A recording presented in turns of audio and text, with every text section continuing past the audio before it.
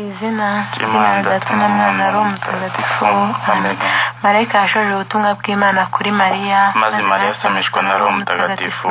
Ndakuramutsa Mariya, uje n'Imana n'Imana, wahebuje abagore bose umugisha, na Yezu umwana wabyara arasingizwa.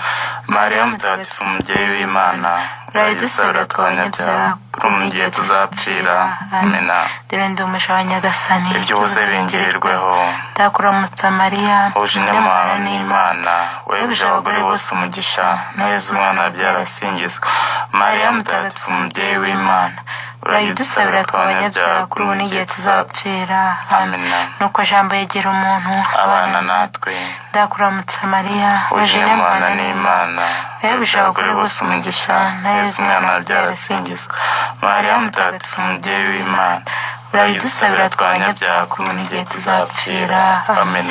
Mubyeyi mutagatifu Imana urayidusabira, tubone ko ibyo Yesu Kristo yadusezeranyije. Dusabe. Mana turagusaba ngo udufashishe ingabire zawe, kugira ngo ibyabaje Yesu Kristo ku musaraba we bizaduhe kuzukana ikuzo nkawe.